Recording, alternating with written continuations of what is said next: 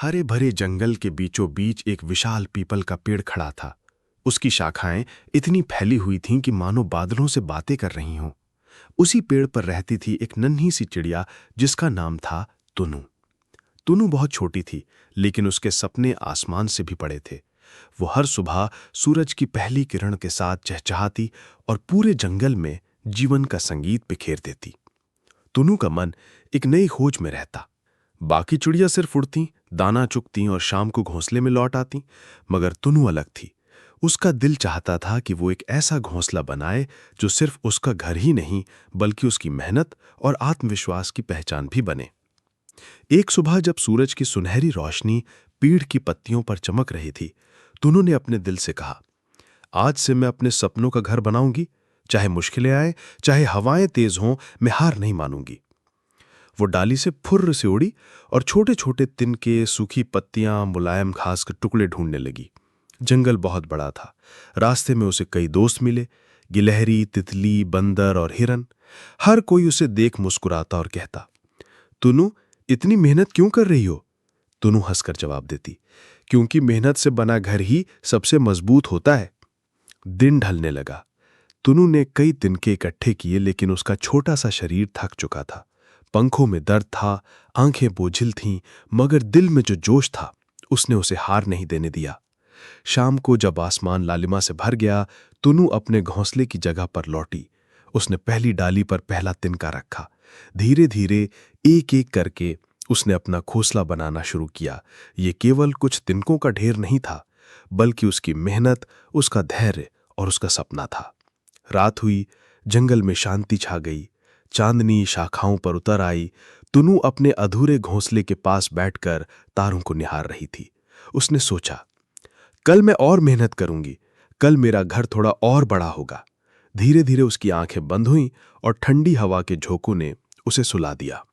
और इसी तरह तुनु का पहला सपना शुरू हुआ, अपने सपनों का घोंसला बनाने का सपना। सुबह का सूरज धीरे धीरे क्षितिज से ऊपर उठ रहा था। तुन्नू चिड़िया ने नींद से आंखें खोली और आसमान की तरफ देखा। पेड़ की शाखाओं पर ओस की बूंदें चमक रही थीं, मानो छोटे छोटे मोती बिखरे हों। तुन्नू ने अपने छोटे से घोंसले को देखा। वो अभी अधूरा था, लेकिन उसमें पहले से जान आ चुकी थी। कुछ तिनके एक दूसरे से जुड़ चुके थे। तुन्नू ने मन ही मन मुस्कुराकर कहा, आज मेरा घर और मजबूत होगा। वो फुर्र से उड़ गई। पूरे जंगल में उसने पत्तियां, नरम घास और सूखी डालियां ढूंढीं। हर बार जब वो एक तिनका लाती तो उसे बड़े ध्यान से सही जगह पर लगाती। घोंसला धीरे धीरे गोल आकार लेने लगा, लेकिन जैसे जैसे दिन बढ़ा, आकाश का रंग बदलने लगा। पश्चिम से काले बादल उमड़ने लगे। पेड़ पौधों पर हवा के झोंके तेज होते जा रहे थे। जंगल के जानवर बेचैन होकर अपने अपने ठिकानों की तरफ लौटने लगे। बंदर टहनियों पर भाग दौड़ करने लगे, हिरन झाड़ियों की ओर भागे, गिलहरियां पेड़ों की खोखली जगहों में छुप गईं। तुन्नू ने आसमान की ओर देखा। बादलों की गड़गड़ाहट उसके छोटे दिल को डरा रही थी, लेकिन तुरंत उसने सिर ऊंचा उठाकर कहा, अगर मेरा घर तूफान में टिक जाएगा, तभी ये सच्चा घर कहलाएगा। हवा अब और तेज हो गई। शाखाएं हिलने लगी। कई तिनके जो तुन्नू ने बड़ी मेहनत से जोड़े थे, उड़कर नीचे गिर गए। तुन्नू का दिल टूटने लगा, लेकिन उसने हार नहीं मानी। उसने तुरंत उड़कर नीचे गिरे तिनके फिर से उठाए और डाली पर वापस ले आई। मेरे तिनके मैं नहीं खोने दूंगी, उसने दृढ़ स्वर में कहा। तूफान जोर पकड़ने लगा। बिजली कड़क रही थी। बारिश की मोटी बूंदें गिरने लगीं। तुन्नू का नन्हा सा शरीर भीग गया, लेकिन उसके पंख थमने का नाम नहीं ले रहे थे। बार बार वो गिरती, बार बार उठती और घोंसले में तिनका जोड़ती जाती। कभी हवा का झोंका उसके पंखों को उड़ा देता, कभी पानी उसकी आंखों को ढक लेता, मगर उसकी आत्मा अडिग थी। वो सोचती रही, अगर मैं आज डर गई तो मेरा सपना अधूरा रह जाएगा। रात ढलते ढलते तूफान कुछ कम हुआ। पूरा जंगल भीगा हुआ था। पत्तों से पानी टपक रहा था। कई पेड़ों की शाखाएं टूट चुकी थीं, मगर तुन्नू का छोटा सा घोंसला अब भी शाखा से लटक रहा था। भले ही अधूरा और थोड़ा बिखरा हुआ था, लेकिन वो बचा हुआ था। थकी हुई तुन्नू ने अपनी चोंच से आखिरी गिरे तिनके को उठाकर वापस जोड़ दिया। उसके पंख कांप रहे थे, आंखें थकी हुई थीं, लेकिन चेहरे पर संतोष की मुस्कान थी। मेरा घर जिंदा है, उसने मन ही मन कहा। चांदनी फिर से आसमान में निकल आई थी। तूफान गुजर चुका था। तुन्नू ने शाखा पर बैठकर गहरी सांस ली। उसने महसूस किया कि हर मुश्किल उसके घोंसले को और मजबूत बनाने आई थी। धीरे धीरे उसकी आंखें बंद हुईं और वो सोचते सोचते सो गई। सपने पूरे करने के लिए डर से लड़ना अब तक पड़ता चैनल है। को सब्सक्राइब नहीं सुबह की किया है तो ठंडी चैनल को हवा बह सब्सक्राइब रही करें और थी। बेल आइकन को दबाएं। रात का तूफान अब बीत चुका था, लेकिन उसकी यादें अब भी जंगल में बिखरी थीं। कई पेड़ों की डालियां टूटी पड़ी थीं, जमीन पर गीली पत्तियां और तिनके फैले थे। सूरज धीरे धीरे बादलों के पीछे से झांक रहा था और पक्षियों ने फिर से चहचहाना शुरू कर दिया था। तुनू ने अपने घोंसले को देखा। वो अधूरा और बिखरा हुआ जरूर था, लेकिन अब भी डटा हुआ था। उसकी छोटी सी आंखों में उम्मीद की चमक लौट आई। उसने गहरी सांस ली और कहा, हाँ, अब मैं और मेहनत करूंगी। मेरा घर पहले से भी ज्यादा सुंदर बनेगा। वो फिर उड़ पड़ी। पेड़ों के बीच घूमते हुए वो नए तिनके और घास ढूंढने लगी। तभी उसे एक गिलहरी मिली जो अपने खोए हुए अखरोट ढूंढ रही थी। गिलहरी ने तुनू से कहा, कल का तूफान बहुत डरावना था, क्या तुम्हारा घर टूट नहीं गया? तुनू मुस्कुराकर बोली, नहीं, थोड़ा हिल गया था, लेकिन अब और मजबूत बनेगा। गिलहरी उसकी बातें सुनकर हैरान रह गई। उसने सोचा कि इतनी नन्ही चिड़िया इतनी बड़ी हिम्मत कैसे रख सकती है। उसने तुनू की मदद करने का निश्चय किया। ठीक है, मैं भी तुम्हें छोटे छोटे टुकड़े लाकर दूंगी। तुनू ने धन्यवाद कहा और आगे बढ़ी। रास्ते में उसे एक तितली मिली जो बारिश से गिरे फूलों के पास मंडरा रही थी। तितली ने पूछा, तुनू, तू इतनी मेहनत क्यों कर रही है? हम तो पेड़ पौधों पर रह लेते हैं, तू क्यों इतना परेशान हो रही है? तुनू ने मुस्कुराते हुए जवाब दिया, क्योंकि मेरा सपना है अपना घर, और सपना पूरा करने के लिए मेहनत करनी पड़ती है। तितली ने उसकी बात सुनी और बोली, अगर ऐसा है तो मैं भी तेरे लिए नरम फूलों की पंखुड़ियां लाऊंगी ताकि तेरा घर और सुंदर बने।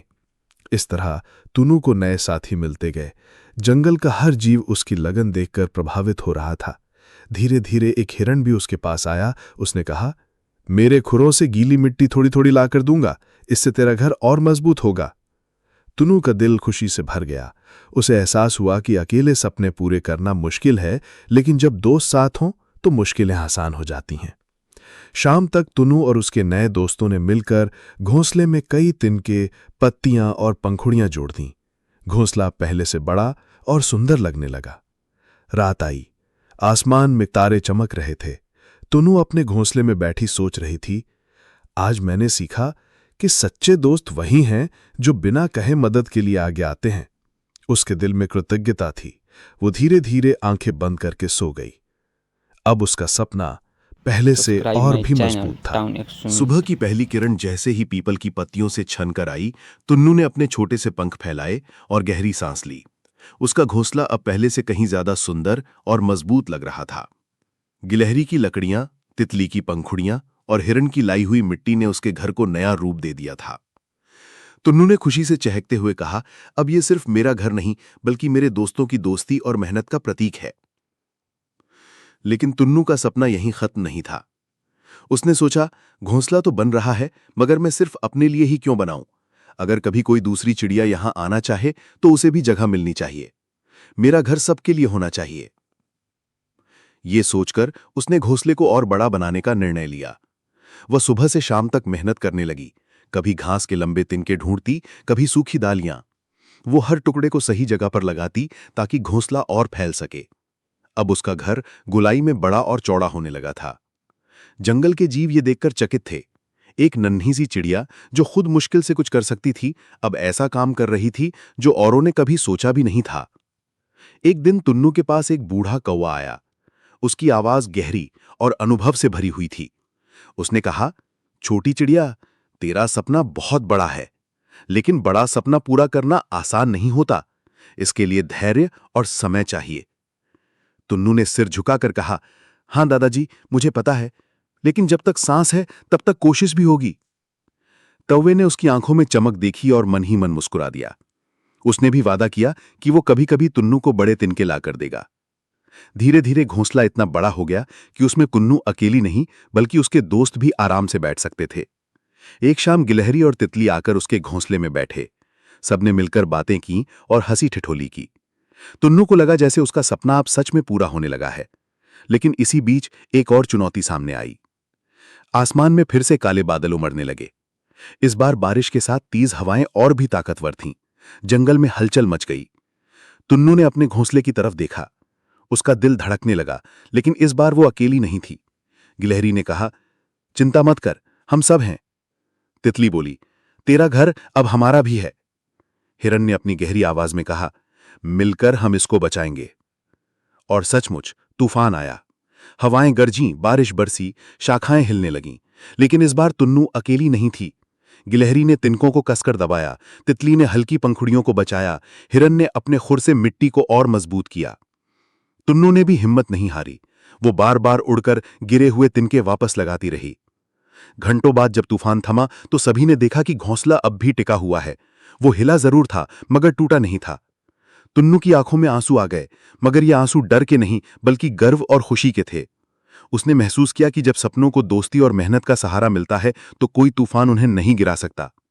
रात आई, सब थके हुए थे लेकिन संतोष से भरे हुए थे। टुन्नू ने तारों की ओर देखते हुए कहा, आज मेरा सपना सच की उड़ान भर रहा है, और ये सिर्फ मेरा नहीं बल्कि हम सबका सपना है। उस रात पूरा जंगल शांत था, मगर टुन्नू का दिल खुशी से चहचहा रहा था। सुबह का आसमान साफ और नीला था। ओस से भीगी घास चमक रही थी, मानो धरती ने हीरे बिखेर दिए हों। पेड़ों की पत्तियां हवा में सरसराती तो लगता जैसे वे आपस में फुसफुसा रही हों। टुन्नू ने अपने पंख फैलाए और चहकते हुए आसमान की ओर देखा। उसका घोंसला अब इतना बड़ा और सुंदर हो चुका था कि पूरा जंगल उसे देखता और हैरान रह जाता। गोलाई में फैला हुआ, मुलायम घास और फूलों से सजा हुआ, मिट्टी से मजबूत बना हुआ घोंसला अब सिर्फ एक घर नहीं था, वो मेहनत, दोस्ती और सपनों का प्रतीक बन चुका था। उस दिन टुन्नू ने निश्चय किया कि वो अपने दोस्तों को बुलाकर एक छोटी सी दावत रखेगी। आज मेरा सपना पूरा हुआ है, अब ये खुशी सबकी है। गिलहरी, तितली, हिरन, बंदर और कौआ सब टुन्नू के बुलावे पर आए। जंगल के और भी पक्षी उसके घोंसले को देखने आए। सब ने मिलकर चहचहाते हुए कहा, वाह, ये तो पूरे जंगल का सबसे सुंदर घोंसला है। टुन्नू शर्माकर मुस्कुराई। उसने कहा, यह सिर्फ मेरा नहीं, हमारा घर है। इसमें मेहनत मेरी है, लेकिन सहारा तुम सबका है।